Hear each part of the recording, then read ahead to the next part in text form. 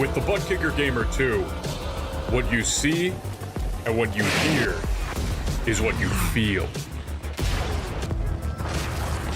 Butt Kicker. The future is feeling. You've been driving for a while and you feel like you've hit a plateau and you're just not improving anymore. You've upgraded your hardware, but you're still not able to be as fast as you would like. Well, guess what? I did that too, okay? I'm as guilty as you are. And that's exactly why Racine and myself created what we call the advanced way to learn.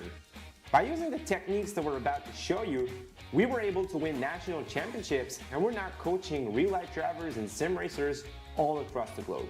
So let me tell you why you absolutely need this to improve your racing skills. On this platform, you'll go through 5 learning steps. The first one is going to be to watch video lessons so you can take in all that theory. The second step will be to answer quizzes. We've created some questions to test your knowledge. Next, you'll have to partake in challenges. Here, you'll have to prove to yourself that you can apply what you've learned. You'll go on track and you'll try to beat the instructor's lap times or sector times. Following the challenge, you'll be able to send your onboard replay so instructors and other community members can help you improve. And lastly, you can get involved in the community to meet some new teammates and learn from others.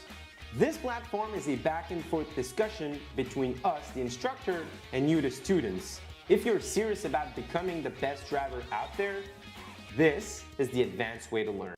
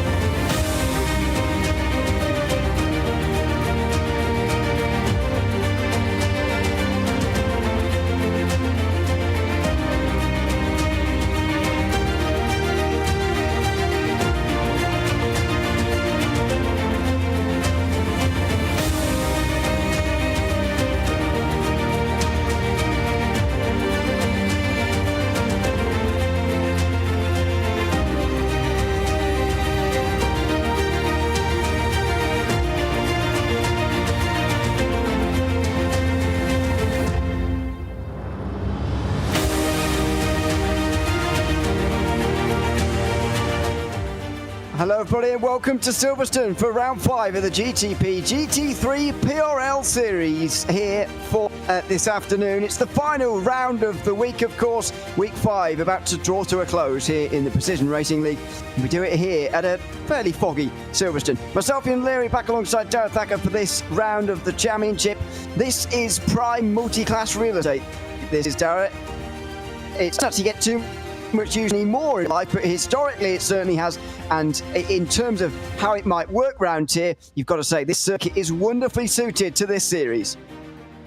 Yeah, I think it's been underused, particularly for this multi-class racing, because this is such an effective circuit to see lots of different classes going side by side, nice and wide, nice and open, and lots of corners that are medium to high speed that we can really see a pace advantage difference and really challenge, particularly those faster classes, I think.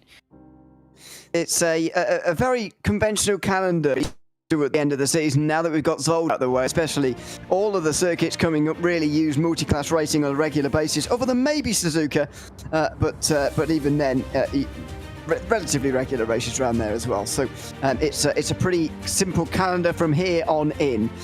Championship standings: GT3 is by far closer in the first 4 rounds. Brett Gardner is leading Jim Feliz by just 4 points, although Ken Copeland wasn't at the 3rd round of the season at Zolder, and so will get a lot closer. In fact, he would go 13 points ahead when the drop weeks get applied at the end of this week. At the moment, though, he's only 2 points ahead of Matthew Maturo, with Evan Henneman rounding out the top 5. Mark Kalin is just 6th place ahead of Jake Cummings, who's 2 points ahead of Sean Stecker. It's Terry Costello and Bowie Suin rounding out the top 10. In GT3 teams, Techsport Academy lead by 48 points ahead of SRT GT3. The Wrong Stuff are in 3rd place by quite a long way ahead of Waterback Racing, who hold 3 points over Drive Trainer Motorsport Black and 7 points over Rogue Racing. Then it's only 11 back to Tachyon Simsport, with Drive Trainer Motorsport Green not too much further back either. Championship Racing Collective and Soulpep Precision Racing GT3 round up the top 10 in the GT3 teams. In GTP drivers, it's Pat Pelchat who still leads the way by 20 points now over Nathan Ray, who's been chasing him down all the way. Don't forget that outside of, or a lot further down, Shane Larson, 60 points adrift at the moment, would get a lot closer. He would only be 10 points behind if the drop weeks were applied here. Between those two, Darian Roy and Mathieu Denis are separated by a point. Andrew Ellis is in the top 5, just ahead of Edwin Onofre. Bradley Holly is 7th, ahead of Neil Alexander. And then behind Larson is Barry Cochrane, rounding out the GTP driver standings. In the teams, Solpec Precision Racing, GTP, have 30 points over Aerotechnics Nightline Racing. Waterback Racing are third, ahead of the two Parabola teams. SRTE are just outside that top 5 with Techsport Academy next. Project 91 and 8th, ahead of Driven Esports Pro and Fury Simsport, who haven't scored points, I don't think, for a little while now. They're 10th in the GTP team standings. Before we go any further, thank the sponsors who make these broadcasts possible, starting with Advanced Sim Racing. Owned and operated by passionate sim racers, Advanced Sim Racing designs and builds the sturdiest and most durable aluminium profile racing simulation cockpits available in the market today. All PRL members also get a 5% discount on airtime products using the Precision 5 coupon code. Racebox offers mid and high-end button boxes for sim racing enthusiasts, from the most casual gamer up to the most meticulous sim racing driver. Competitively priced and carefully handcrafted, our button boxes are an enjoyable addition to any sim racing setup. Visit raceboxsimracing.com and get a 5% discount using the Precision 5 coupon code. The Bookkicker products add incredible immersion and realism to every game. Feel every nuance and truly put yourself in the driver's seat. Moradness is a performance lifestyle brand motivated by motorsport and founded by professional race car driver Daniel Morad. For more information, visit moradness.com. Mr. Head iRacing Photography. Capture your finest, proudest, or simply worst moment from your hobby in up to 8K resolution. A great addition to any sim room. And finally, Advanced Motorsports. Get ready to learn to be fast with Advanced Motorsports. Follow them on their socials to become a better driver.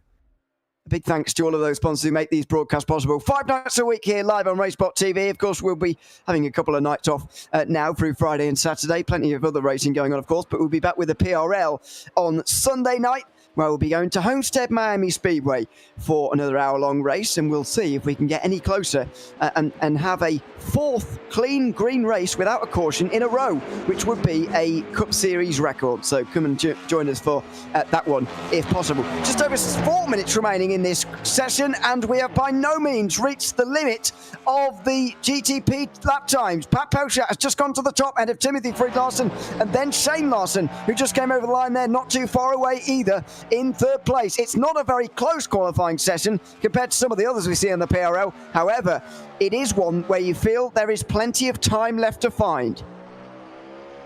Yeah, and I think the difference in the lap times that we're seeing between the GTP and the GT3 are really going to be important throughout the race. It's about 18 seconds at the moment between Pelchat and Gardner, who doesn't have the kind of cushion that Pelchat has for the time being. Brett Gardner now losing out to Ken Copeland as he goes to the top of the time sheets by the 1:51, looking to put himself towards the top once again. Time ticking away, and Travis maybe struggling a little bit in the mist, although this is what you'd expect from the UK at this time of year. Nice to see a nice tight grid, particularly in those GT3s. It's going to be interesting to see them quite bunched up near the start. Larry in the YouTube chat asking whether how to get the live timing set up. If you do click that and you do press full screen live timing and you just press ignore to the to the warning, it's fine. We've used it for years, it's fine.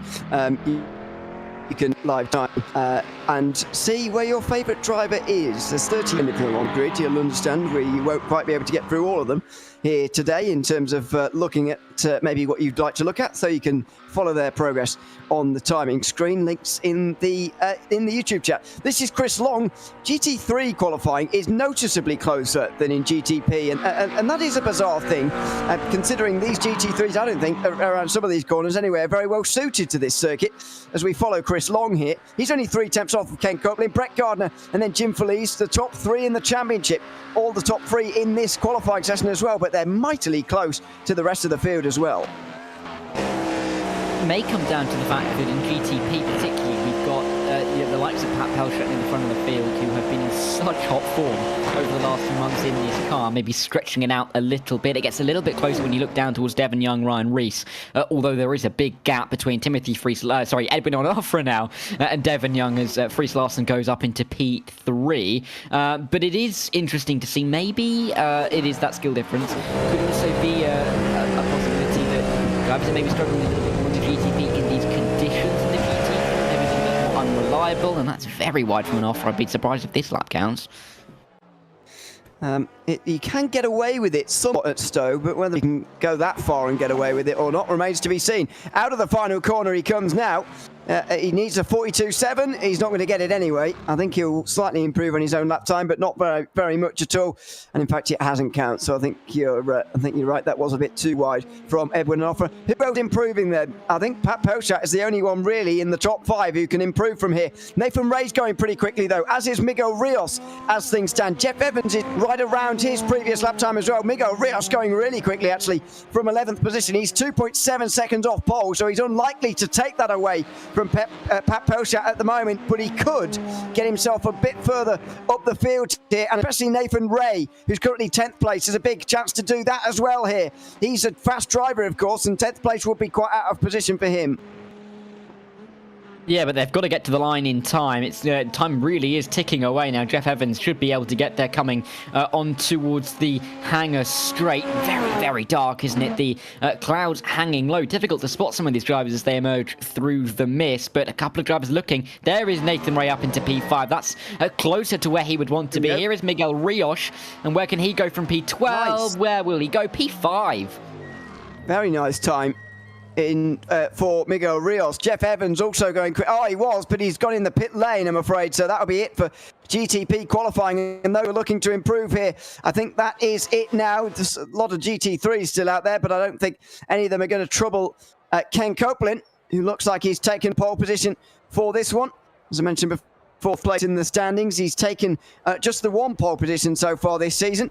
Looking to do that again here today, if possible. I think that was indeed last week when he qualified on the pole position. It was indeed, at that time, 31 thousandths ahead of Michael Brooks, who is on the front row with him this time around. Let's have a look at the starting grid as we get into the warm-up session. It's Pat Pelshut who's on pole ahead of Shane Larsen, who is going to be alongside him, of course, the race winner from the last 2 weeks in a row. Timothy Friis Larsen and Edwin Onofre share row 2, and then there's that big gap we were talking about. Miguel Rios jumped up into 5th place, just ahead of Nathan Ray, who previously jumped up into that position as well. Nicholas Schwartz is in 7th, ahead of Devon Young, with Ryan Reeves and Darian Roy rounding out the top 10. Casey O'Brien and Jeff Evans are the final drivers within 2 seconds of pole. Then there's 1.8 back to Jeff Carollo. Neil Alexander alongside him with Barry Cochrane and Andrew Ellis and Drew Duesse, the parabolic drivers, the final 4 in the field of GTP. Including Duesse, who didn't set a time. Ken Copeland takes his 2nd pole of the season ahead of Michael Brooks. Again, it's a mirror image. Last qualifying. Brett Gardner and Jim Felice, who are 1 and 2 in the championship at the moment. They're 3 and 4 in the starting order. Chris Long and Peter Moller will share row 3. 7th place will be Adrian Kukulas with Tony Costello and Joey Costello, 2 SRTE drivers, 8th and 9th. Carl Robertson, GT3 driver, of course, GT3 Series driver on a Tuesday night. He's 10th starting at this race. Evan Henneman and John Krauser round out row 6. Melko Janssen next, ahead of Miles Brown, who's also teammates with Carl Robertson in GT3 Series and this series. Matthew Maturo and Sean Murphy, not the snooker player, is 15th and 16th place. Mark Kalin is alongside Adam Ostrich in the 9th row field. Doug Evans and Eduardo Eguiar is in the 10th row. Then it's Tid Yankee and Bowie Suin rounding 2 cars on the grid. Since we've got under 3 minutes remaining in qualifying, we're going to be able to at least see the overall qualifying lap a little bit later on. Get that one for you and show you just how Pat Pelshut was able to take pole in a few moments' time. 10 to 11 a.m. in sim, 67 Fahrenheit on the circuit. It's low 20s Celsius for where we're from. Pretty breezy, actually, 19 miles an hour wind, but the fog is really the big thing here. I mean, it's difficult for us to see from the helicopter shots. I don't think it's quite difficult to see for the drivers, but it is a distraction to have such misty, foggy conditions. Yeah, and to be honest, Northamptonshire, where Silverstone is sat, for those of you in America, isn't necessarily a place where you'd expect fog to hang around for too long. So we may see it start to burn off a touch as we go throughout the race, but still not going to be the most ideal of conditions. And it is breezy, but noticeably warm for the UK in mid-October. I wouldn't mind those kind of temperatures right now. It's getting a little bit chilly at the moment. I'd also like to say that if anybody in the chat does know the snooker player Sean Murphy, who you referenced before, please let us know, because I would be surprised if anybody does know who that is. Me and Dara are the only ones, I think. But you once again don't surprise me with your sporting knowledge, or your preferred sports. Anyway, we'll gloss over that. He's probably been here already this season, to be honest, and I'm just it's only just popped into my mind now. You've said it at least twice. Have I said it twice already this season? Yes, you have. Oh no. Oh. The more I commentate for RaceSpot, the more I realise my jokes are just recycled. They get less funny each time. From a mild chuckle to a bit of a disgruntled face. Anyway, less than a minute to go in warm-up at the moment. It was notable in qualifying just how strong those front four were, but that's not, I find it difficult to be surprised by it. Pat Pelchat, Shane Larson, Timothy Larson especially, have been really strong in these last few weeks. Maybe the absence of Nathan Ray is a bit of a surprise, but he does tend to race better than he qualifies. I'm very interested to see whether Pat Pelchat can now take this pole position and go through with a race victory. He's now the first driver to have taken 2 poles. Can he be the first driver to take 3 wins? Because it's Shane Larson who's on a run of consecutive race wins at the moment. Yeah, Pat Pelchat is the driver that we'd kind of expect to be right there, fighting for wins every single week, particularly off the basis of last season, where he absolutely walked to this GTP title in the GTP GT3 Series on a Monday night when it was, with only 45-minute races. But I don't really think the changes hindered him too much. But even so, he's a driver that you'd expect to be at the front. He's got the target on his back week in, week out. And if anything, it's been more of a surprise that he's only managed to get 2 wins in the opening 4 rounds. I would not be surprised if he was able to convert this from here. But he really does have the likes of Nathan Ray really chasing him down, and he cannot be really too relaxed at the moment at this stage of the season, because he needs to keep that gap at kind of where it is at the moment. I reckon we should stop complaining about British, because Larry said it's currently snowing where I am.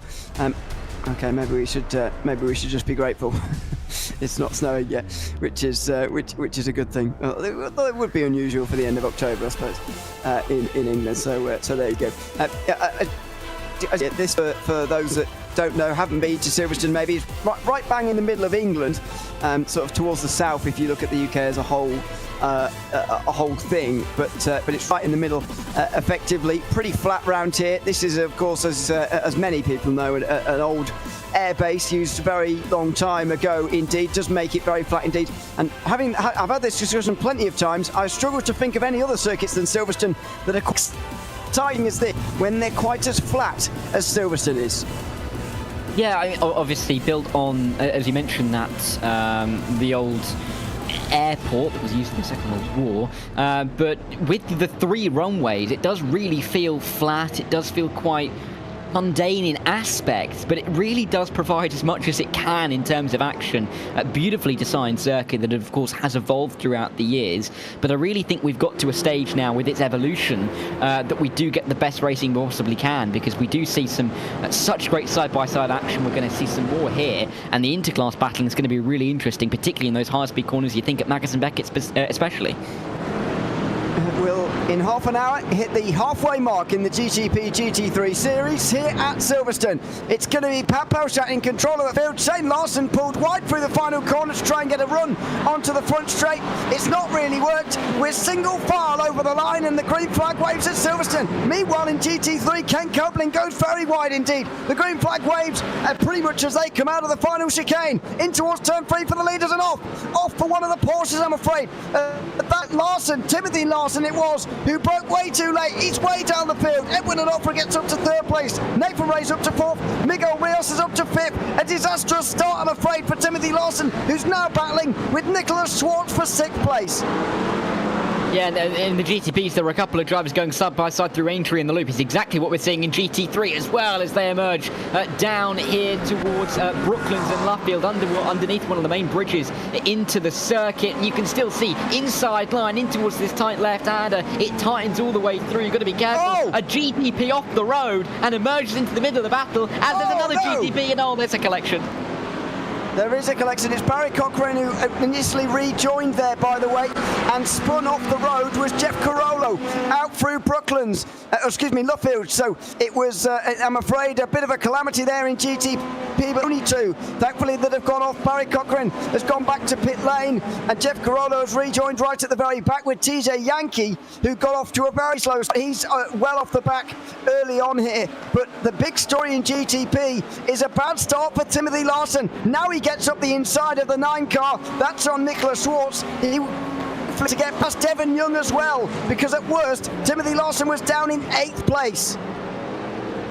Yeah, and he's recovering relatively well. Schwartz nearly as well, getting attacked behind as they comes in towards the final couple of corners. This is what happened to Jeff Carollo. You can just see rears clearly very hot, spinning it through Luffield, and then gets collected, and the front end falling off the car behind as well. And those two luckily managing to stay well off the racing line and not get collected by any of the GT3s who had their own problems, including TJ Yankee. Side by side for 4th overall. Nathan Ray versus Miguel Rios, and Ray holds on for the moment. This will allow Larson to catch up. Look at the purple Porsche just homing into view now. The Acura and Cadillac going to battle in just ahead of him. Miguel Rios has a look. He has 3 looks. Then he goes to the inside at Brooklands. He gives it a go. Oh, he's just about alongside. Nathan Ray will hold the inside for Luffield now, as Rios is tasked with going right round the outside here in a very tight margin, but now he's going to get the exit here. The Cadillac very good off the corners here, of course, punches past in towards Woodcote they go, and over the old start finish line, round the outside for Miguel Rios in towards Cops corner, and he just goes wide. Oh, contact as Larson goes through as well. That was maybe ill-advised for Rios, who's now lost a position to Larson, and now he's off. He's gotten loose. He's in the grass. Oh, and Schwartz can't quite get through on him. What a dramatic couple of moments from Miguel Rios, and now Schwartz has got a bad run. Here comes Devon Young.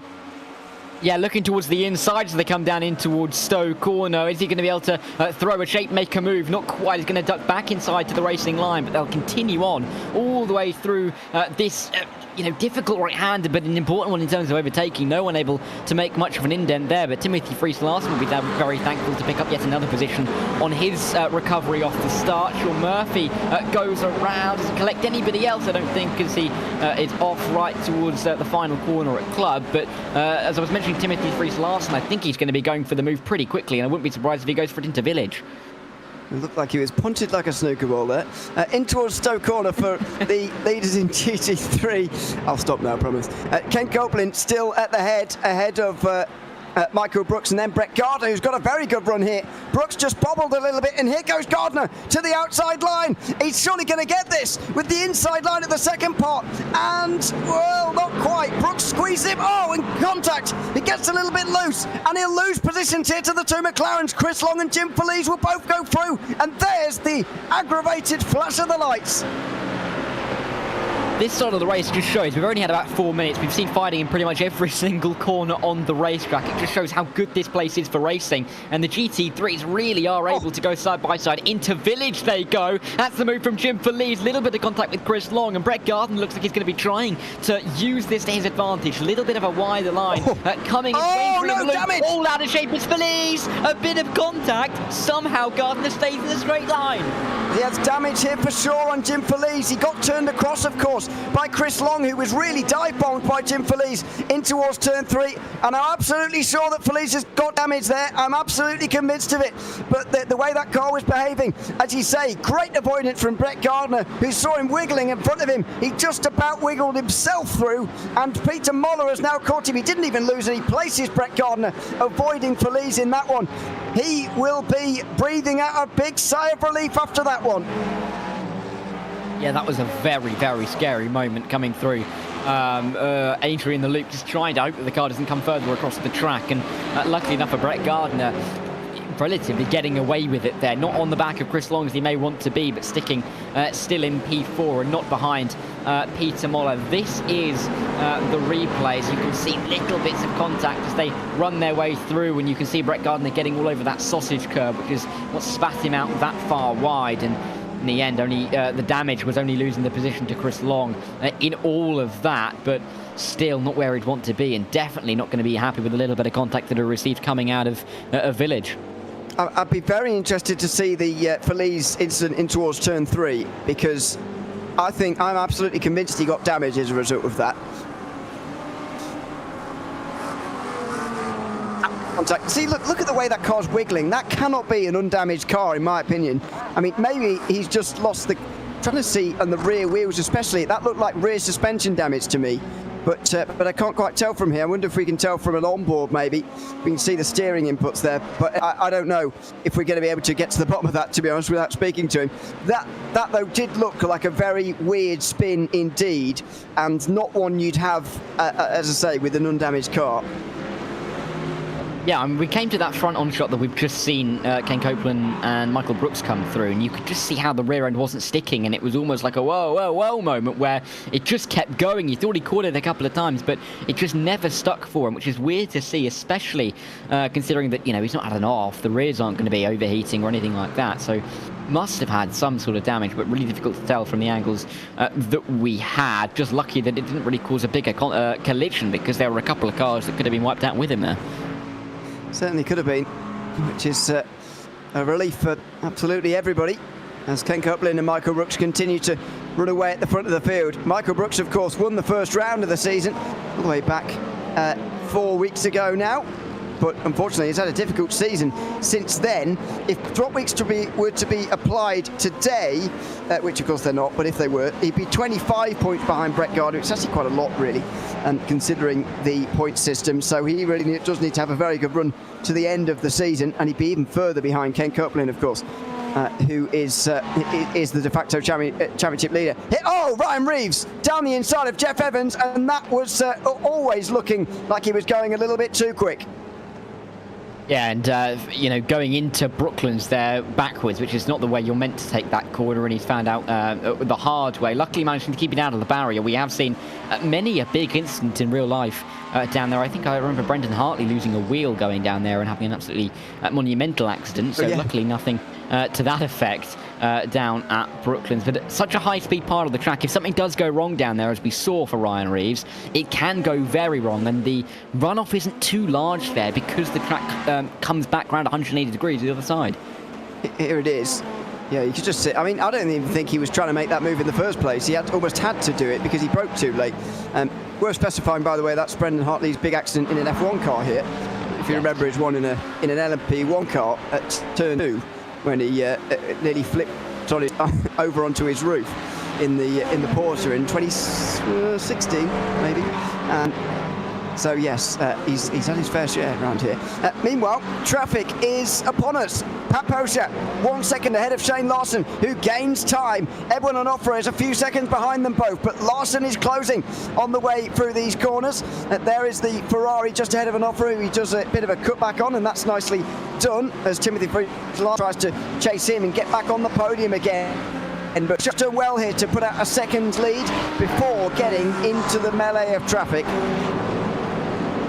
Yeah, and I think this is going to be where we start to see how the GTPs can act around these GT3s. For Nathan Ray, I think right on cue, that could be Sean Murphy as he comes through Brooklands and Luffield. I have to say, I know Ewan's going to be fuming about that pun, but I can only apologise to anybody who would understand. But this is going to be interesting, I think, to see how the drivers can adapt, particularly towards Brooklands and Luffield. The pace advantage is going to be huge for these GTPs compared to the GT3s, but it's not a place where you're really able, through Magnus and Beckett, to make this move. We'll see here how Nathan Ray can do it, but already sliding to the inside. That is tight. Wow, that was uncomfortable to watch, actually. I'm sure it was even more uncomfortable to be a part of, especially if you're in that Mustang just in the background there. That was Miguel Rios just behind. He got a good view of Nathan Ray giving that big dive, and it's side by side for the lead, by the way. Goodness me, that's closed quickly. Pat Pelchat is now in second place. Shane Larson has taken the lead here in some dramatic circumstances. How on earth has that even happened? Into the chicane, Pelchat flashes the lights. I get the feeling those two have clashed as they battled for the lead a few moments ago. Yeah, that is not what we really expected to be seeing. Shane Larson, oh my word. That was, and so let's have a look at this. There was contact. There was contact. Oh dear, oh dear, oh dear. And Pat Pelchat now is off the road. So if we just stay with this for a moment, we'll see Pat Pelchat go off the road in a few moments' time as well here in the replay screen. So there was initial contact with Larson getting into the back of Pelchat, which sort of punted him like a bowling ball into the GT3 in front, and we just got away before Pat Pelchat actually went off again here. So the championship leader has gone off twice. One through Shane Larson's fault, to put it bluntly. Second through, I'm not sure just yet, but he's dropped well outside the top 5. Yeah, that is not at all what we really wanted to be seeing, and it's not what I don't think Pat Pelchat was expecting to happen on the opening pass. He's not going to be very happy at all, but he has to try and recover, although he's in the pit lane now. Question is, can he get to the end? If he's in the pit lane now, 48 minutes, it'd be a very, very long stint. And with quite a high-speed circuit, you wouldn't think it's a track where you'll be able to save much fuel over the course of a long stint. So this could be interesting to see whether he's really out of contention, but that pit stop is not looking very short either. Oh, goodness gracious. Goodness me. That was a big one. So, from that view, it looked like Pelchat was just surprised at Larson braking so early. He tried to weave out the way, and in doing so, slides straight into the wall, and he's pit lane, by the way. He is towed back to pit lane. Yeah, it's disaster, isn't it, really, for Pat Pelchat, and he's still sat in pit lane. That front left, or was it front right suspension? Looks like it took a lot of damage. Could have been front left, I can't actually remember from the replay. It spun him round either way, but it was a hit to the corner, and that is not normally an angle that will suit the suspension too well, so he is going to be in a world of pain throughout the rest of the race. And we're back to what we saw at Zolder, with Shane Larson leading Timothy Freese for the time being, as Nathan Ray gets through on some more GT3s. Word on Timothy Freese, actually, of course, dropping down to P8 on the opening lap. It's only taken him 13 minutes, albeit with a little bit of help from incidents, to be back up into P2. And only 3.7 seconds behind as well. The leader of the race. As we have a look at the GT3 leaders again. Ken Copeland just ahead of Michael Brooks in the lead of GT3. As far as what that means for the championship, by the incident for Pat Pelchat, it effectively means that today Shane Larson is gaining as many points as he can, because that's how many points he'll gain on Pat Pelchat. He started the day 60 points behind him. Whatever he scores here today is effectively whatever he'll close by. That means he can't take the championship lead, but it does mean he could get to just 4 points behind at the end of the day. I think we're in for a real grandstand final 4 rounds of the season. We'll have a better idea of where they actually are at the end of this week, and we'll bring that to you, of course, next week. But goodness me, this is going to be a close run thing, the championship, after Pat Pelchat initially dominating the first 2 weeks. Yeah, dominating last season, coming in as a very, very heavy favourite, so it wasn't any surprise to see him getting off to a great start. It's, if anything, more of a surprise to see him struggling at the moment in the championship. He's just not had the best run of 3 races, and it really is looking like it is costing him now. He's going to struggle with dropped round points, especially when this is going to have to be his dropped round, and it's going to mean that he has to perform every single week from here on out. But as you said, 4 weeks to go. They're going to be 4 crucial weeks, but with the drop rounds coming into effect now, I think drivers are going to be having that in the back of their minds. They're going to be thinking about where they are, and they might have to change their aspersions of where they are in the championship when they look at the drop round points being applied, because it may really change their aspects. Miles Brown has been through the ringer today, by the looks of things. No front bumper, no rear wing, and well, what's he going to have left after this? Into the gravel and plonk into the wall again. So that's fortunate for him. Same couple of corners for Sean Murphy. Oh dear, that's a big crash. Oh, big head-on hit there as he tried to correct a slide through turn 1. Then he ended up in the wall. This is how Brown... Is that another crash for him? Goodness gracious. So previous to that, he lost his front bumper. Then he lost his rear wing in that crash. Goodness me. I presume because the spin we initially saw was at turn 2, so I presume that was immediately after what we then saw at the final corner. So he's clearly been not having the best of times, and Sean Murphy bottled himself into the corner pocket. This is what Pat Pelcher happened. It was the front right, and yeah, I think it was a suspension damage. I think he'll have that, that's for sure, if he didn't already. Meanwhile, Shane Larson's leading the way, but look at who's closing. 1.4 seconds. And Larson gained on the last lap, by the way. 44.9 is the only 44 in the field. There's only one of the 45. So here at the moment, Shane Larson is being caught. And Timothy Fried-Larsen, I feel, is, well, not due a win, but, you know, he's certainly due a chance at one. Because so far, I've got to say, missed just the one round, didn't have a very good first round at Mosport either, so it really felt like he arrived in round 3 at Zolder, where he just negotiated the carnage. Quiet race, but finished second on the day, just behind Shane Larson. I made for a confusing, I know you weren't there, Darren, I made for a confusing day with Larson versus Larson, effectively. The two were miles out ahead of the rest.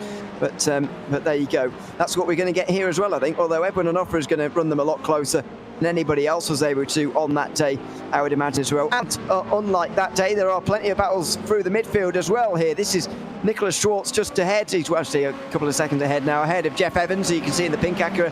Then Casey O'Brien and Darian Roy, all in this fight for 7th place. I just have to say, we need to, I will say, after Devon Young has a, oh my word, that's how Devon Young went around. That is not where you want to be, and that GT3 in the middle had absolutely nothing to do with any of that, and will not be pleased at all getting done around the outside of Chapel. But I was going to say, are you saying that I wasn't here for Zolder? Because very nice for you to remember that I was indeed commentating on that race with you. Was it? Oh, I don't know. I don't know who I was working with at any time. To be honest with you, I can't remember who covered you last week, so if that makes you feel any better, then there you go. Might have been Lorenzo. Don't ask me to remember anything that happened before I last slept, about 14 hours ago, or whatever it was. Anyway, 42 minutes remaining in this one. That, by the way, the Mustang you just saw going around was Brett Gardner, who's now in the pit lane. He's been through the ringer a little bit in this race. He's now been in the pit lane for more than 30 seconds though, so championship lead is going to change hands at the end of the day, and it was probably always going to, because Ken Copeland, if drop weeks were to be applied, would be 13 points ahead of Gardner at the start of the day. But at the moment it looks like he's absolutely nailed on now to take that championship lead at the end of round 5. Yeah, and I don't think he'll be as annoyed as we did see him at Zolder after qualifying. I remember cutting to the driver cam. I don't think he'll be that annoyed. But he'll be in a very good position. Michael Brooks is going to be really applying the pressure, though, turning the screw on Ken Copeland, especially considering that Brooks wouldn't mind the points at all. Comes into this race P11 in the championship and really needs to gain. Even around the drivers around, Bowie Suen, Joey Costello, Sean Stecker, are drivers that he would want to be gaining on, doing a very good job doing so at the moment. P2 in class, as you can see on the tower, P16 overall, but he'll be picking up those points for P2, and that's really all he'll be worried about. And actually, he's going for the lead. Wow, change of lead in GT3. Michael Brooks has got it by the looks of things there. Can't come, although he's coming back again. Not sure even where they are on the circuit, to be honest with you. I think there they are, just out of Aintree. And Copeland is on his way. He is right in the slipstream of the Mustang. Does he decide to save fuel, or does he go for a re-overtake? He's going to be sensible and not go for the move, much to our disgrace, or our displeasure, I should say. Michael Brooks will hang on to the lead, though, here. And the two of them will remain side by, or nose to tail again now. But Copeland decides that this battle is not worth the candle at the moment. He just says, I'll lift off and save the fuel. As we go back to look at a replay of what's happened to Devon Young.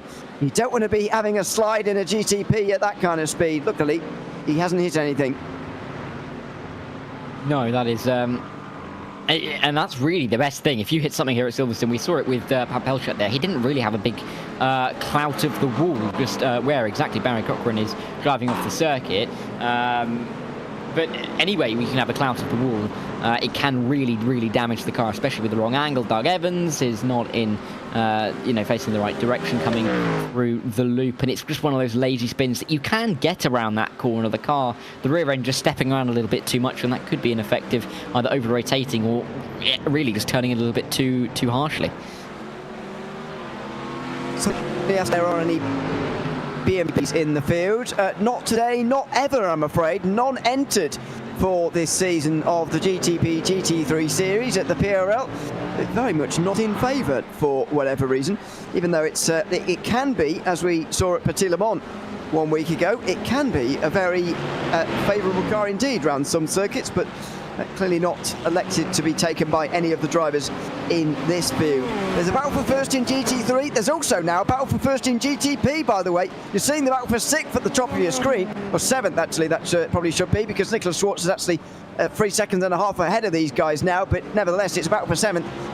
Out front though, Shane Larson and Timothy Friedlarsson are about to go into battle, and what a drive from Timothy Larson to go from 8th place at worst on the opening lap to now challenging for the overall lead. Yeah, and he's been quietly going about his business as well. Got up to P2 and has just been chipping away at that gap to Shane Larson up in front. He's not quite close enough to make a move for the time being, as we see Jeff Evans and Casey O'Brien's positions for P7.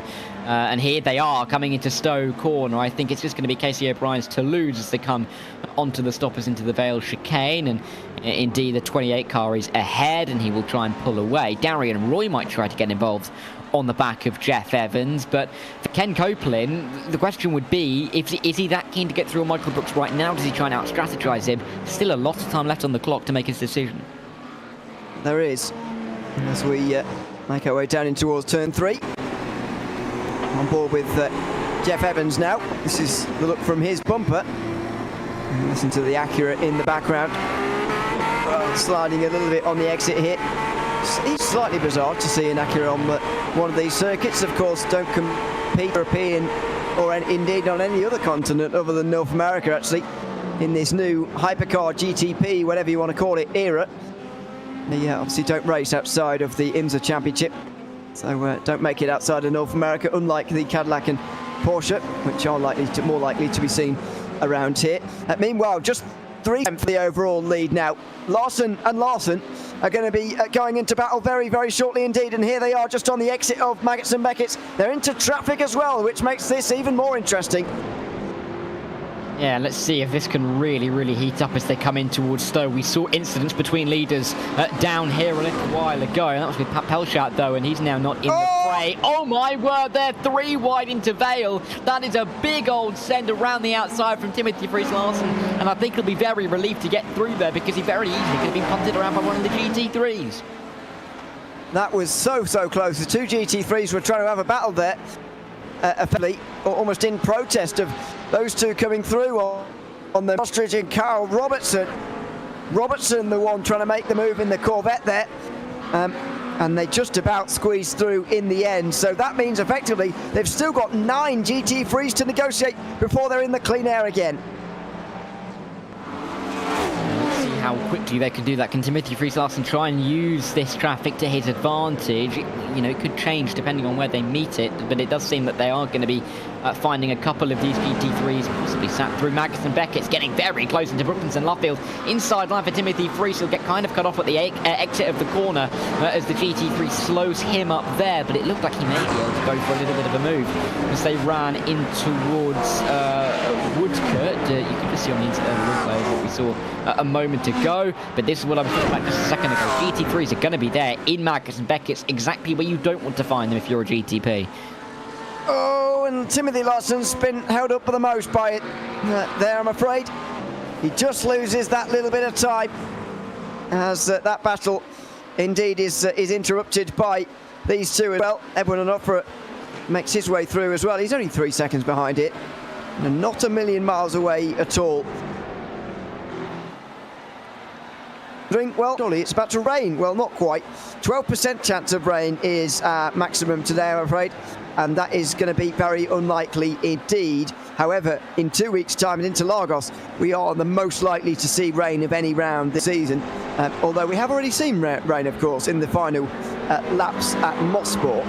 That is so far the only time we have seen rain. Nathan Ray and Miguel Rios, meanwhile, for 4th place. It's all going on at the moment in GTP.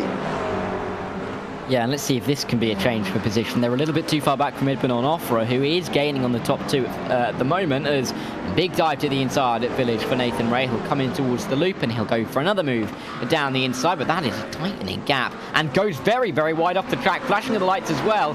He's still off the road as Miguel Rios gets through the GT3s. He's going to have a much better run, runs a little bit wide himself, but the 88 car might be looking for the move down in towards Brooklands and Luffield. The Monster Eye's looking for a monster move as you have to make it down here. Not going to do it this time around, but looking tricky to get through for Miguel Rios for the time being, but Nathan Ray may look vulnerable as well. This is the split screen again. The battle for first in GT3 going on, and the battle for fourth in GTP, although there's, you know, all sorts going on in GTP at the moment. Battle for first, battle for sixth, battle for fourth. It's all happening in GTP as well as everything going on in GT3 as well. Too much to look at, to be honest. As you see, the battle for first in both classes, GTP and GT3, on the circuit at the same time. Looking at the top of your screen there, the two go through. Shane Larson, oh, just about holds on. Timothy Larson giving him a bit of a go in towards Stowe Corner, and now on the way down the hill. He's not quite going to be able to do it into the final chicane, but he continues to apply the pressure. Yeah, this is really, really quite... Oh, I thought there was a spin there. It was just us changing the cameras. They run their way through the final corner, but it is clear to see that this is going to be a race fought towards the end. I mean, we aren't going to be able to see a clear winner, I don't think. The gaps aren't big enough, and the drivers are very tightly matched, as we see Timothy Friis-Larsen, even though he looks the quicker driver for the time being, not able to get through and use any of that pace to get away from Shane Larson, having to sit exactly where he is, and every time it looks like he's close enough to try and make some kind of move, a GT3 appears to somewhat scupper it. You can still see Shane Larson's damage on the front end. I just wonder how much that's affecting him at the moment and how much that will play a pit stop time here if he decides to take any seconds of repairs or what he decides to do here, but he certainly seems to be on the back foot. Oh dear, Casey O'Brien seems to have got off, I'm afraid. He's dropped Jeff Evans and Darian Roy, and those two positions he worked so hard to gain have gone up in smoke. It looks like a spin at turn 3. Yeah, and that's not going to be where you want to be making spin, but it's exactly the kind of area where you easily can make a bit of a lazy spin. 3 and 4 is... Oh dear, that's where the big crash happened to Ryan Reeves. That's down at Stowe Corner, getting turned across the front and finding himself wide into the barrier. I'd be surprised if he got away without repairs. Here's Casey O'Brien going for a move on the inside and being tapped into a spin down at turn 3, so it wasn't quite as lazy as he was trying to overtake Nicholas Schwartz. Yeah, he was trying to overtake Nicholas Schwartz there, which is a battle I didn't see coming actually, but there you go. He attempted the move, and well, he might not be attempting it again in towards turn 3 after that, because he's now down to 9th place, and maybe will just decide to cut his losses and come into pit lane pretty shortly. But don't forget, that might put you in even more GT3 traffic. This is what happened from a different angle. He's on quite a tight line there, to be fair, and I don't know if he was quite going to stop it in time, really.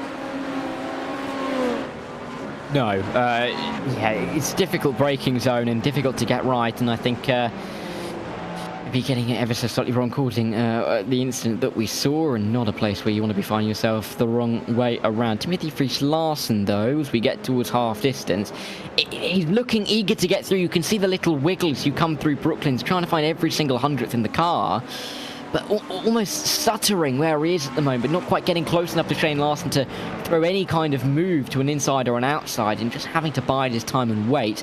All the while, everyone on offer is maybe gaining a little bit. He's stayed about that 3.5-4 second gap for a little while now. But as you saw through Copse Corner there, Shane Larson making those little mistakes. It's giving Timothy Friis-Larsen a little bit of hope at the moment.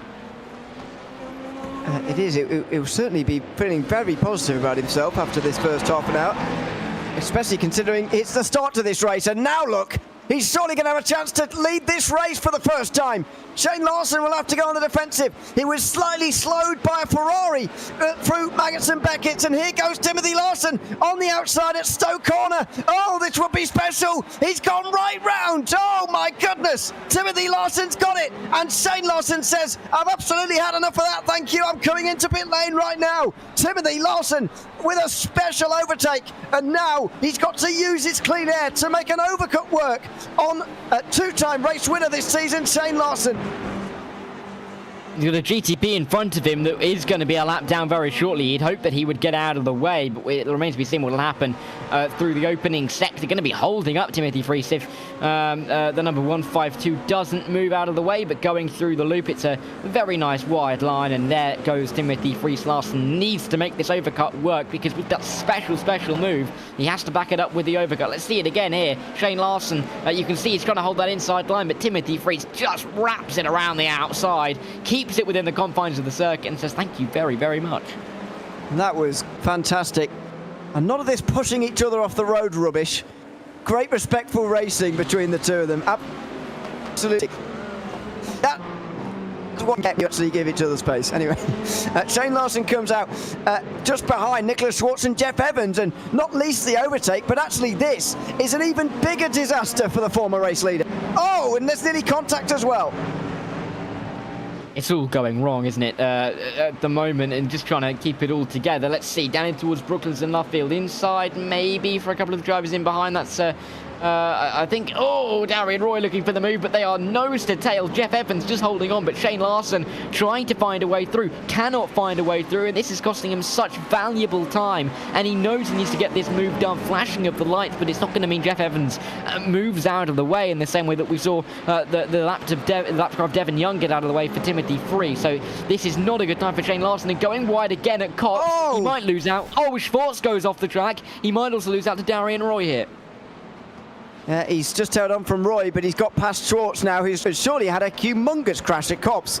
If he's got off there, and now Schwartz, oh, there's contact! Larson's got it wrong in a big way. Oh dear, Shane Larson has had it slip through his fingers here in the last couple of laps, I'm afraid. He was down the inside of Jeff Evans when he really shouldn't have been, and he was in traffic when he really shouldn't have been, I'm afraid. He's seen this all thrown away. He's now got even more damage. If he got any of that repaired in his pit stop, he's certainly redone the damage now.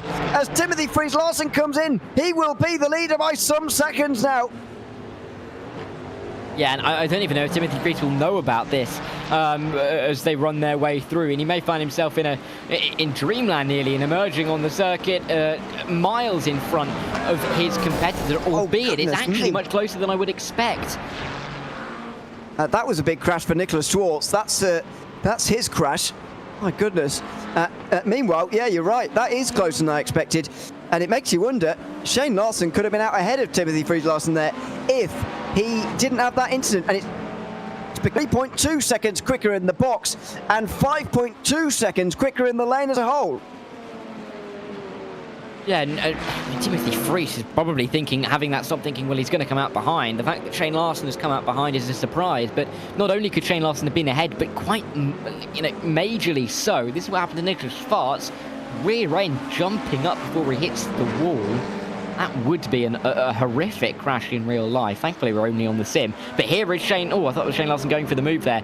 Maybe a little bit further back. But this is now at the front of the field. On Offra's pit. Is this going to be the battle for the lead, or are they going to pit two?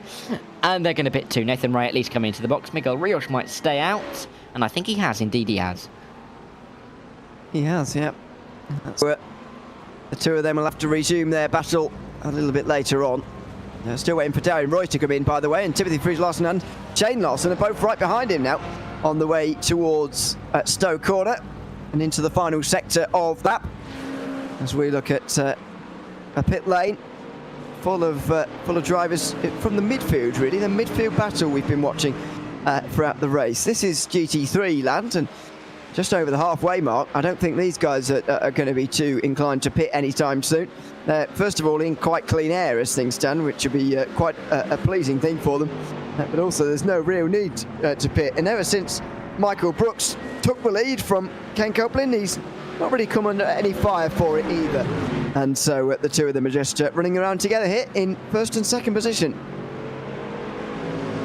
Yeah, and it's nice to see these two giving each other little bit of respect, but also nice to see these two keeping nice and close together, because we want to be seeing a battle to the end of this race. We do not want to be seeing Michael Brooks running away as they get through in towards turn number one. It looks like Ken Copeland may go for an inside line, but way too far back, and maybe just that is his natural line.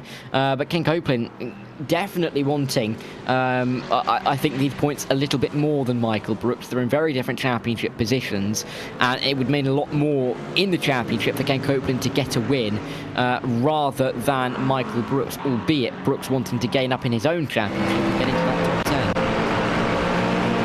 This is Mark Caelan, meanwhile, as we have a look at the back of either Carl Robertson or Miles Brown. Can't quite tell you which for the moment, hard to tell from this angle. It's a battle going on at the moment. It's Carl Robertson for 16th position. They both made stops. Caelan's was 8 seconds and 1 lap earlier, so not sure what that really means for the long term in this race, but good to see Mark back again in. Of course, he's rapidly racking up the race starts. This is his 429th start in PRL history. Does plenty of racing, does racing almost every night, in fact, in this series. As we look at Timothy Freeze-Larsen, Darren Roy and Shane Larson, I think Shane Larson's got a bit of damage because of all his trials and tribulations of the race so far, and he's really beginning to lose touch now. I would love to know how many miles Mark Caelan has done in the PRL in history, because I suspect it's a lot. Hey, you know, you and I love our stats. That might be a fun one to have. Well, I've also just noticed there, with Miguel Reyes coming out of the pit lane, sorry, very quickly, that with no real pit lane line, drivers are coming straight onto the racing line, so that's not caused any problems yet, but I kind of forgotten that's how it works here on iRacing. Bit odd, yeah, but that's the way it is. The number of miles for series, or we don't sort of track it in our stats. We track well, when I say we, I mean Patrick Cowgrid does, and we just read them out. But we don't track laps, or miles, sorry, just laps. And we passed quite a milestone on Sunday, by the way. I didn't get into the best. I'll say it now. No series in PRL racing, we've now done over 68,000 laps. And in this race, we are very much approaching 106,000 laps total in the PRL. So it is rapidly getting close to that. We're 77 away at the start of today. We're not quite going to get all 77 in, but we're going to knock off about half of that. So on Sunday, if you're doing it for the Cup Series, we'll complete our 109,000 lap here in the PRL, which would be quite remarkable indeed. This is the battle for GT3 honours again. And it is a holding pattern very much for Michael Brooks, who still leads Ken Copeland.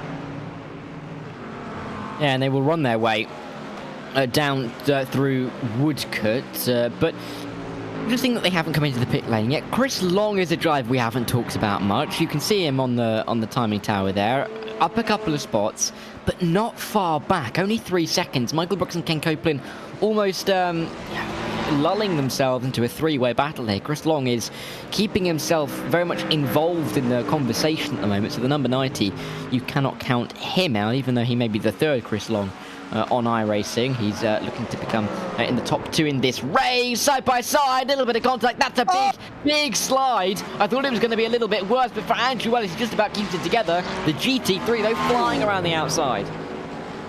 And now he'll be in. He will make his pit stop. Meanwhile, Edwin Onofre has got in the lead here.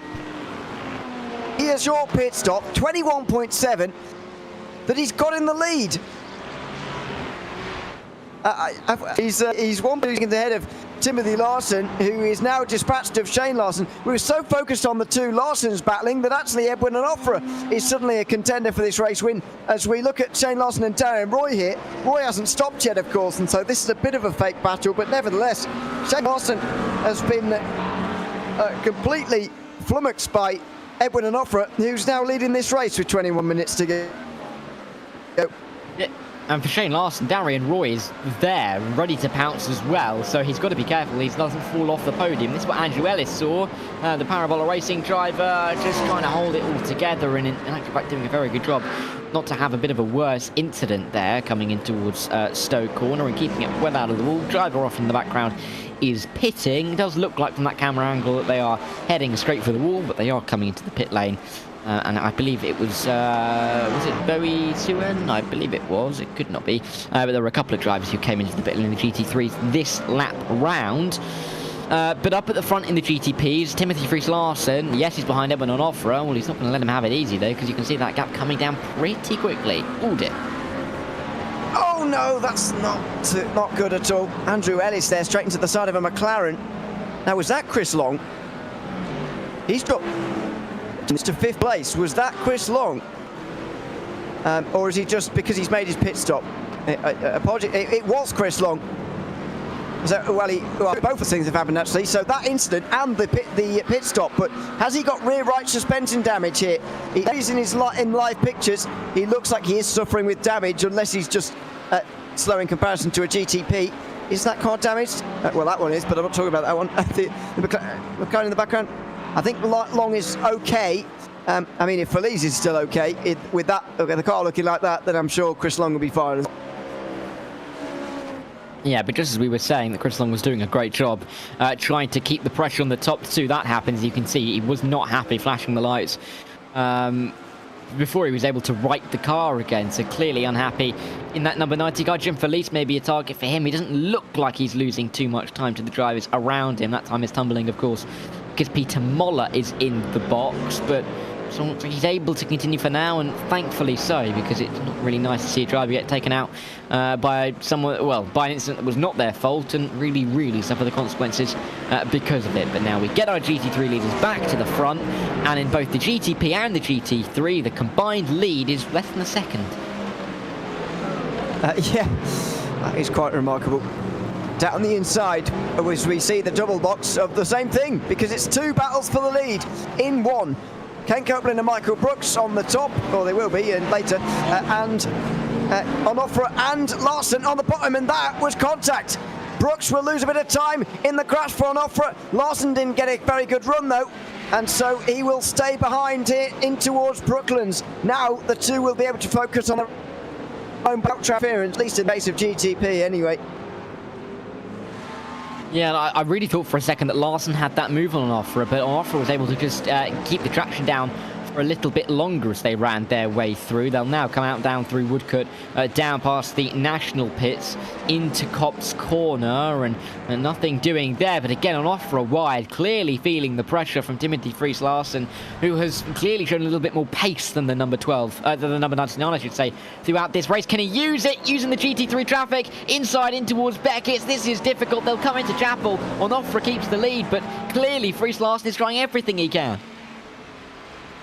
It certainly is. I think they were both sort of banking on their own decision there, and hoping it was the right one. But in the end, they have sort of come out where they were really. As we again, 18 minutes to go. The lap times at about 1:45. iRacing predicting still 11 laps remaining in this race. It sounds about right. 10-11 laps remaining. This is a replay. This is quite a moment. I mean, Larson, in my mind, didn't choose the optimal line there, but thought, well, it might work, so I might as well give it a go. Yeah, and he looked for it, but not going to work this time around again. Down in towards Village, trying to use some GT3 traffic to help it. If anything, it may hinder as they come into the loop, having to take a bit of a wider line, and he won't get the exit he so desires, and will continue on. Now, I've done a little bit of maths here, Ewan, and you said it's about 109,000 laps, was it right, coming up this weekend in the PRL? Well, I worked out if you converted each of those laps happened at the Indianapolis Motor Speedway, we would therefore in the PRL have driven 2/3 of the way to the moon. Wow, well done. It's a fact one. That doesn't change your math too much. Yeah. Quite, but okay, we're on our way. Unfortunately, we're not quite completing as many laps as we once did, of course, because we've series in the PRL this season than in previous years. But nevertheless, still great racing, as you can see here, as we make our way through Manx and Beckett's with the GTP leaders. Everyone off goes by. Now, surely he's going to be able to gain as a result of this. Loads of GT3 traffic up ahead here as the track is pretty much covered with these slower GT3s now. And the prototype class forced to go through on them, although some of them now getting out the way. Just over a quarter of an hour to go. Some of them know that they're not going to get a great result and they're just staying out of everybody's way. That Corvette, though, not quite so much. Up over the curb through the first pot, stays out the way through the second pot, and Onofre still leads at the end of another lap.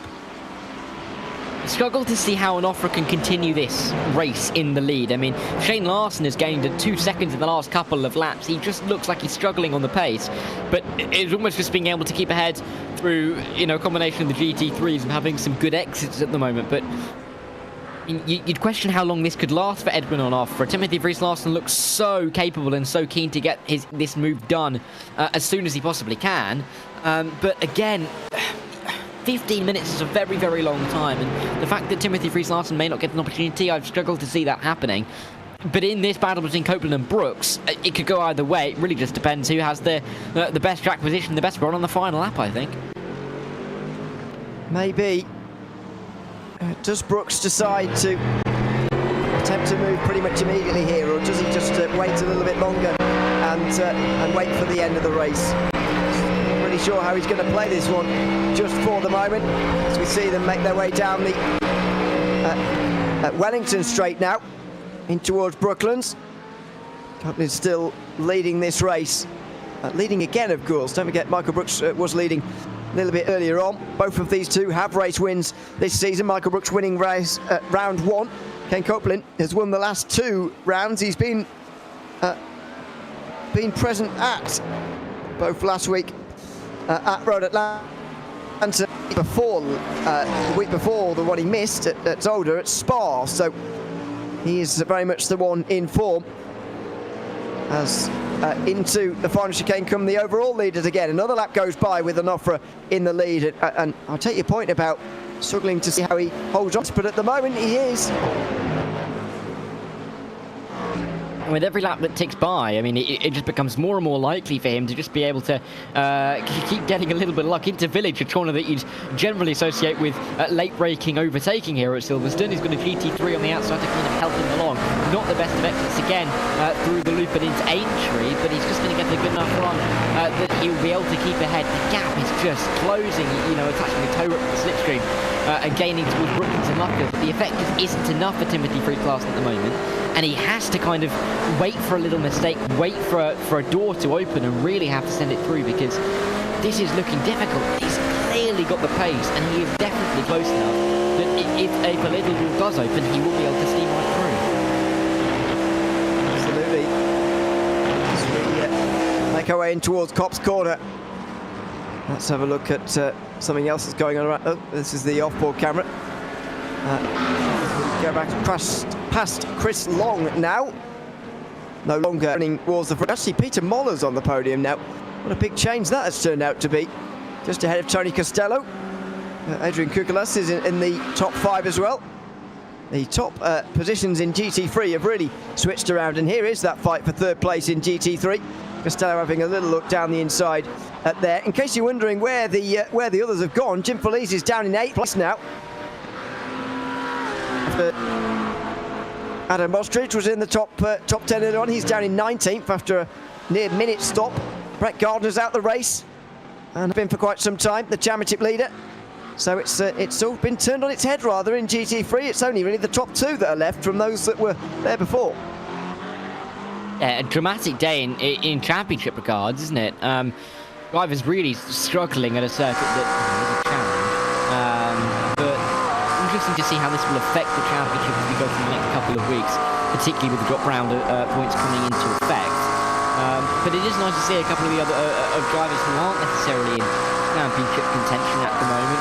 The likes of Michael Brooks, the likes of Peter Moller, really, be able to get involved. Peter Moller not starting 2 of the races so far this season, meaning that even with his drop round, he's still going to be scoring 0 in one of his races, and means it's going to take him out of contention. But a P3 will not be a disappointment for him. It'll be his first top 5 of the season, even. This is the battle for the lead overall again. Feels like Timothy Vries-Larson might have been better advised to really give Onofre a go initially in this battle between the. But he's stayed rather behind rather a long time here, has Larson, and that has sort of allowed Onofre to get a bit comfortable now. And he's still leading the race with 10 minutes to go. More traffic just up ahead of them. and he's going to be able to put a car between the two of them on this occasion. This is, meanwhile, a replay of Bowie Suin going for a spin at turn 3. And that's, again, another example of, you know, a little bit of a spin that drivers won't be too pleased about when they look back on it after the race, but it's a spin that can so easily be made, especially towards the end of the race where drivers may be losing a little bit of concentration. There's Aguiar going around between 3 and 4, again losing it possibly on the traction, and Kyle Robertson through turn 4, another place he can make a lazy spin and going around in his number 23 car. I mean, these are common mistakes here at Silverstone, and it's not really surprising to see a couple of drivers making them, especially as we get to the latter stages of the race. Absolutely. Chris Long, yeah, there's the insert with Chris Long again. That's why he's no longer in the top 5, I'm afraid, for Chris Long. Back to live pictures. Larson trying to follow an offer through on one of the McLarens, but can't quite do it. Oh, an offer goes very deep there. And so Larson will be able to gain all of that back pretty much in one go here. Out of Luffield they go now, and Larson is going to be right there now. Surely he's got to be thinking about maybe Stoke Order, a place where he's had success, of course, overtaking Shane Larson earlier, but a compromise run into Copse Corner, and he will lose some of that time all over again. And they are gaining away these top 2 from Shane Larson, who has dropped back to 4 seconds now, so they're effectively scything their way through the traffic. This is going to be an opportunity, though, for Timothy Freese-Larson. The GT3 traffic really helping him out as they come on towards the hangar straight. Is he close enough to really make some kind of move down in towards Stoke Corner? We'll have to see. He's not as close as he was when he overtook Shane Larson around the outside. He'd have to dive to the inside. He is going to dive to the inside, but not quite enough. Wow. He just, as you say, wasn't quite as close as was before, and unfortunately on that occasion that has meant he's had to stay behind here, but the pressure is really mounting now on an offer of 5 laps to go here at Silverstone, and he's got a really huge job on his hands to try and win this race. Yeah, let's see if he can hold off from Timothy Freese-Larson, because the number 12 car, he is searching for this. He is not going to give this one up easily. He sends it turn 4. Big dive. He hits the rear. He's gone around. And you have to say that Timothy Freese-Larson forcing the move, he's forced himself into a mistake. Well, that was always going to happen, I'm afraid. If you're forcing too much to try and make the move, you're always going to run into problems. And I'm afraid that is what's happened on this occasion. Timothy Larson maybe will look back at this race and see it as a bit of an opportunity missed. With Pat Pelchat so far down, of course he will really have wanted to try and win this one, and Shane Larson not quite at his best either. Looks like Edwin Onofre now is arguably the favourite for this.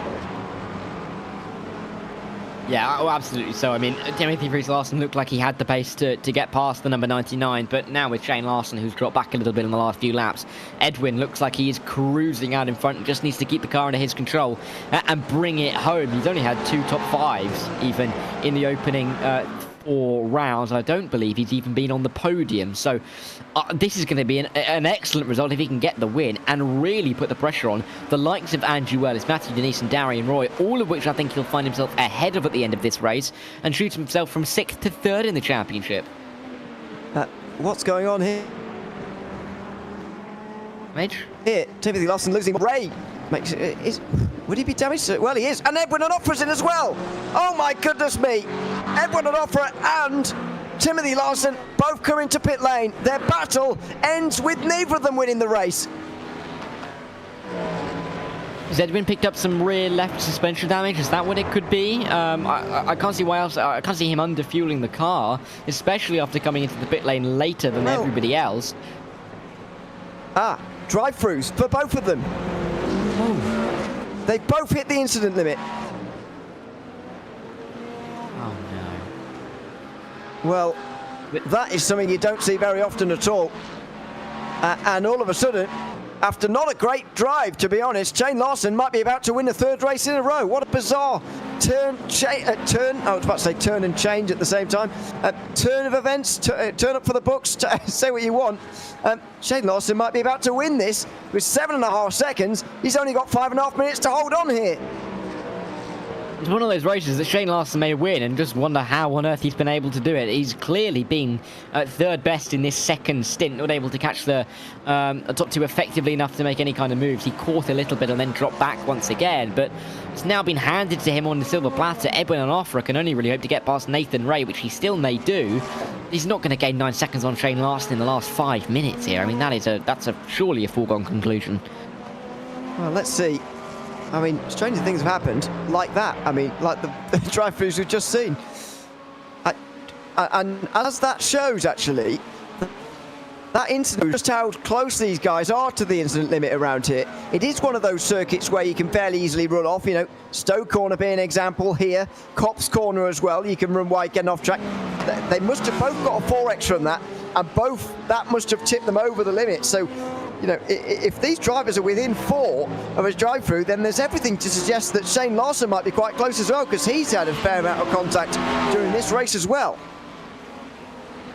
Yes, well, I mean, it's going to be nervy for Shane Larson to get to the end, although I did see in the YouTube chat, Mattia did say, and this is why Shane Larson might be better than Max Verstappen. That's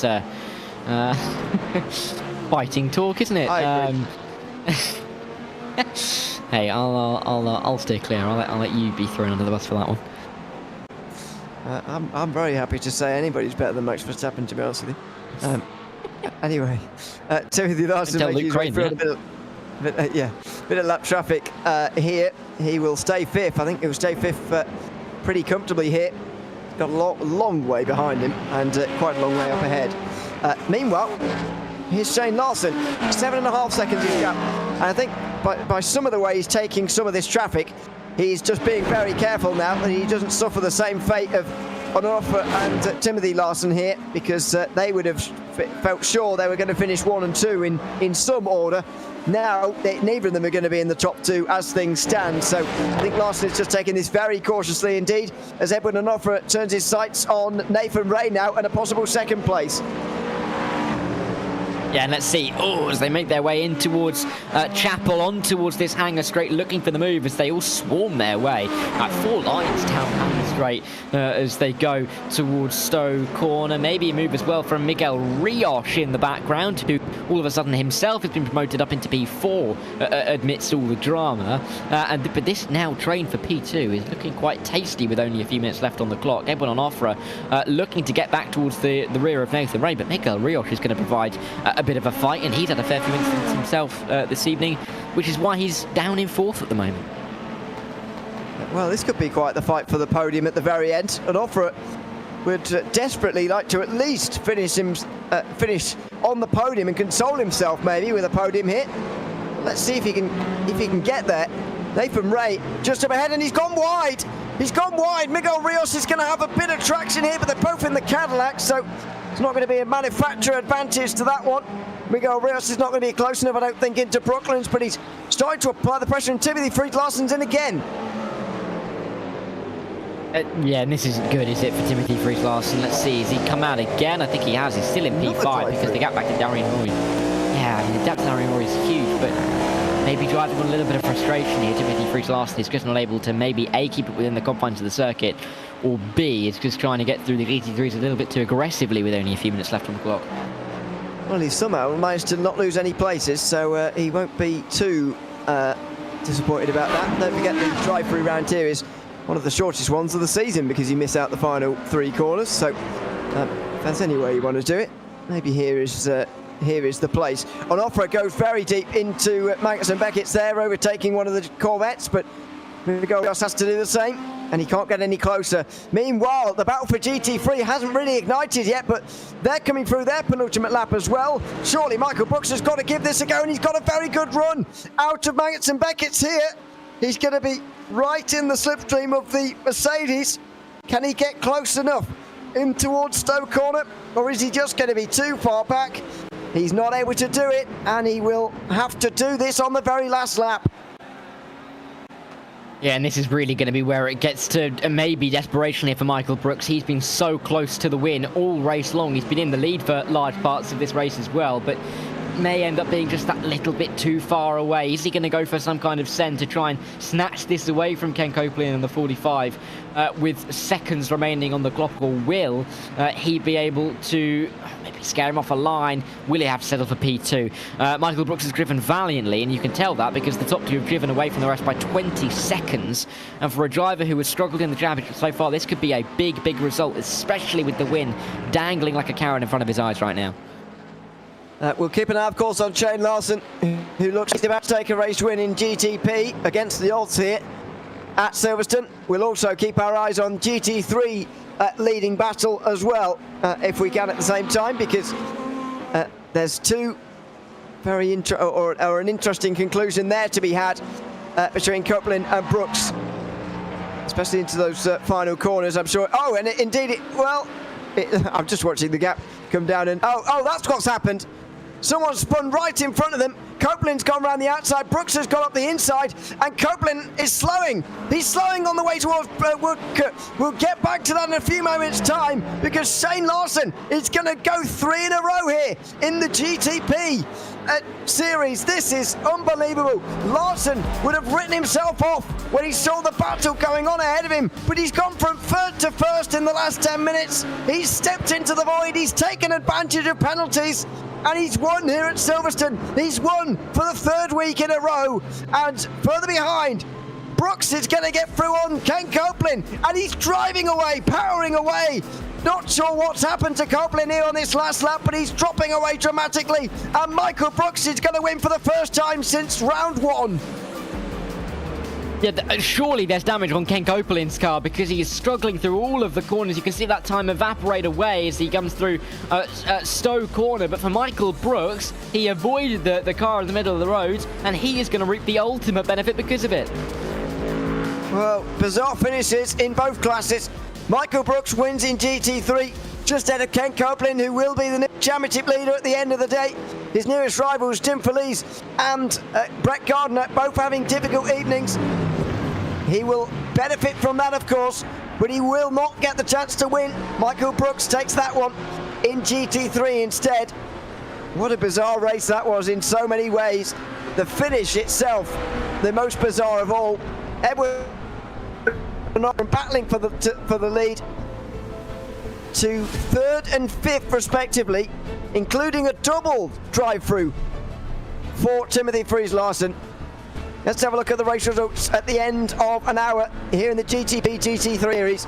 And remarkably, it's Shane Larson who wins 8.9 seconds out of Nathan Ray. Edwin Onofre did hang on from Miguel Rios there for 3rd. Timothy Larson just about hung on for 4th, or the top 5, excuse me, after that double penalty in the end. Darren Roy finished in 6th place ahead of Casey O'Brien, with Jude Duessy and Devon Young, the final drivers, on the lead lap. Neil Alexander finished 10th, but 1 lap down. Andrew Ellis was also a lap down. Pat Posat did re-emerge eventually at 4 laps down. Jeff Evans also crossed the line, so did Barry Cochrane. Nicholas Schwartz, Ryan Reeves, Jeff Carolla did not cross the line after their incidents. In GT3, the gap was just 1.6 seconds in the end. Peter Moller got up into 3rd place, and a good recovery drive from him, with Tony Costello and Adrian Kukulas rounding out the top 5. Evan Henneman finishing in 6th place ahead of Marco Janssen. Jim Felice will be disappointed with 8th. This will become his drop week, I think. With the standing where they are. Eduardo Aguiar and John Krause round out the top 10. Bizarrely, more GT3s on the lead lap than GTP is rare. Bowie Suin and Matthew Maturo rounding out those. Mark Cannon was 1 down ahead of Joey Costello in the end, though. Doug Evans and Carl Robertson were next in the 2 Corvettes, followed by Sean Murphy, with TJ Anke and Adam Ostrich, the final of those 1 lap down. Chris Long dropped 3 laps in his incidents. Brett Gardner and Miles Brown didn't finish the race. So, wow, what a bizarre race that was. Let's chat first of all to Nathan Ray, who's already after this one. Nathan, welcome in. Good to have you with us. 2nd place again here on this one, and it feels like you're constantly getting these podiums sort of out of nowhere. How are you managing this one, would you say? How did the race go? This one, I really had to work for it. Like, the entire race, it was just full push the entire time. And, like, by the hair of my chinny chin, I didn't get a drive-through. Oh, were the incident points really a factor for you as well? Oh, yeah. The first, 5 laps, I just, could not figure out how to get my car to turn through cops and just kept understeering slightly wide. By like the halfway point, I'd used up, I think, 12 of my incident points already. Well, that probably explains a lot of what went on around. Edwin Onofre and Timothy Larson both had drive-through penalties towards the end there, which of course promoted you onto the podium positions. First of all, how much did you know about that during the race? And second of all, how pleased are you knowing that they dropped behind you after drive-through penalties? How pleased still are you to have managed to keep those incident points down and keep that podium? I saw on... I had a yellow flag pop up, and then all of a sudden I watched them falling down the relative towards me. And then after Timothy had another little incident at the end of Meggett's and Beckett's, it was like, well, if he didn't have a drive-through before, I imagine he probably has one now. And then as I was pulling around the last corner for the pit entry, I saw Edwin pull in. So at that point, it was just like full push just to try and maintain the gaps. And then I went almost threw it away in the second hairpin in the early part of the lap and had a half spin. But somehow managed to play traffic well and just keep on keeping on, I guess. Congratulations on holding on for this second position. Thanks for coming to chat to us again, Nathan. We'll see you next week. Thank you. You as well. Thanks very much, Nathan Ray in second place tonight, behind Shane Larson, who ends up winning the race again for the third week in a row. Welcome in, Shane. Good to have you with. What are you feeling after that race? Because you were third for quite some time. You had your own ups and downs, which we'll get through in a second. But just what were your thoughts there when you saw the two ahead of you coming in for a drive-through penalty, and you knew effectively you were going to hold on to win the race? I really had no clue what to feel. I saw him bail out. I'm like, it's a little late. I had no idea he had a drive-through. I was holding on to 14X myself and was one away, and I was just trying to survive and not get one myself. So, I mean, I'm glad I made it to the end, and I am glad I won. But I do want to say I am sincerely sorry for the incident at the beginning. I was trying to avoid myself, and I had no clue that GT was on the outside. But I'm sure you guys have your take on it too. Well, yeah, I was going to ask you about the incidents throughout the race, to be honest, because there was a couple of moments with just GTPs involved and yourself. Pat Pelchat, of course, you got into contact with on one or two occasions, and Jeff Evans as well midway through that race. And yeah, maybe not your best win of the season as far as driving performance goes, but they all count the same after all. In the end, does that take anything away from this in terms of how you're feeling about this race victory? Since you did get involved in one or two more incidents than you have done in these last few weeks? Yeah, I don't feel great about it, obviously. I don't want the championship or the season to go like that at all. I'm sure it seemed like it was a mess for multiple people today, but yeah, it definitely takes away a little bit from it. Well, I think as a result of this, you're going to be about 5 or 6 points behind Pat Pelchat, maybe a little bit more than that. But anyway, you're going to have closed in for sure. It's going to remain a very interesting fight indeed. So congratulations on getting that win and getting that little bit closer. We look forward to seeing you again next week. Yeah, see you guys then. Thanks very much. Shane Larson there, the winner tonight in GTP, ahead of Nathan Ray, we've already chatted to, and Edwin Onofre as well, who finished in third place. Edwin, I mean, a dramatic end for yourself and for Timothy Larson as well. Just tell us about the battle, first of all, the incident, and then what happened afterwards with the drive-through penalty. Thank you so much for having me, Fear. Yeah, that was just very tough. I'm going to be honest, I did enjoy the battle, but once Timothy Larson got really aggressive there, I was a little annoyed because I was down to my last few incident points before the drive-through. And I was trying to keep him in bay, but it was just very difficult when you have an aggressive driver try to send it nearly twice with two dive bombs. Now, I am looking back at the replay, and I did see that I got a 2x at a result because I spun him out, so that gave me the drive-through. And that's not the type of driver I want to be. I'm gonna be completely honest. I don't know if I deserved a podium here because that was just a really tough situation that puts me in here. Like I said, I just don't know if I deserve to be here despite my pace that I've been having. And with the amount of off tracks that I got in this race, it was just very, very frustrating to try to keep it clean. But yeah, I have to apologize to Timothy Larson for that. I don't know if he has any harsh feelings towards me about that, but overall, that was just very tough. I don't know how the leaders were able to get pace on that race, but yeah, being in a position where I'm at right now, I'm not sure what to say about it, honestly.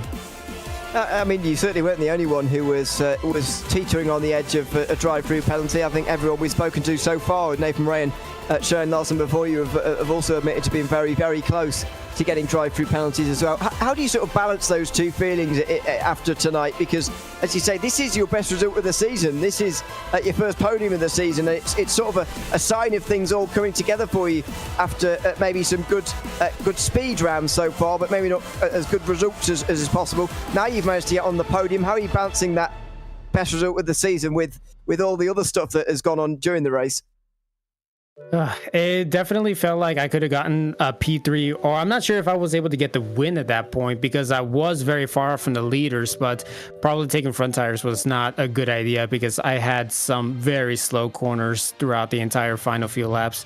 But it seems like we are getting the momentum up ahead. I do appreciate the podium, and that's what I need. I need to be consistently getting podiums for the rest of the season. And I'm just tired out right now. Like I said, there's a lot of things. There's a lot of apples and oranges I got to organize to try to sort out for the next few races, and hopefully I just don't leave that harsh feeling on my competitors. Like I said, I do got to give an apology to them, but yeah, really good position right now. Hopefully we can get a much cleaner race in the next few races. I'll try to keep that as my priority because I got to represent Tech Sport the best way possible. All right, congratulations on a podium tonight, Edwin, and thanks for coming to chat to us as well. That was Edwin for third place tonight in GTP. And then down to GT3, where we've only got Ken Copeland waiting for us to chat to again.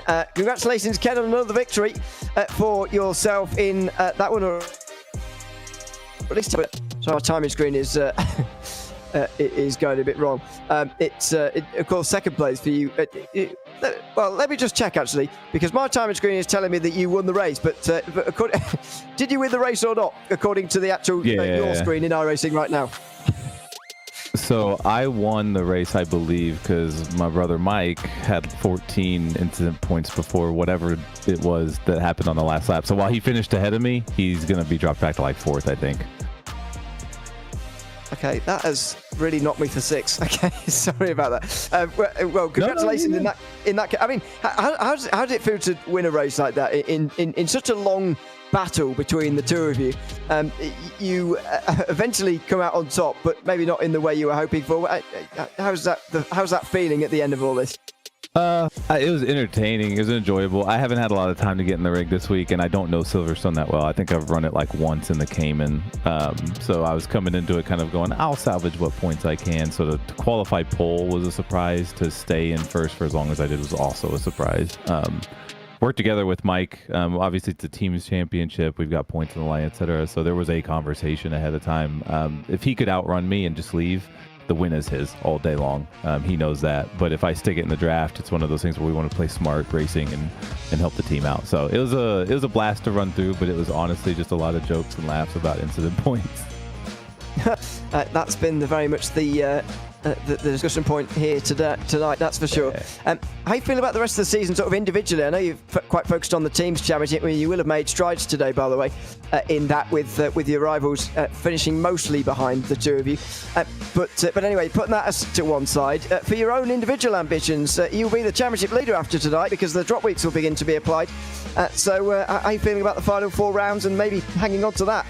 Oh, I'm feeling really good about it. I like the remaining runs we've got ahead of us. I know that multiple people have a lot of pace in this league, so nothing is necessarily written in stone, but I'm looking forward to coming out and being competitive consistently over the rest of the season. All right, we'll look forward to it. Ken, congratulations on the win, and thanks for coming to chat to us as well. Yeah, absolutely. Thank you all for the awesome broadcast week to week. Thanks very much. Ken Copeland, the winner tonight here in Silverstone in the GT3 class. I can't quite drag it. Oh, there we go. very nearly dragged myself out the broadcast booth. That's just about it for tonight here at Silverstone Tower. I mean, it delivered multi-class racing once again because it's used to holding it, as is this venue here. Sebring International Raceway will be live from just after 8:30 Eastern at 9 for the GT3 GTP Series.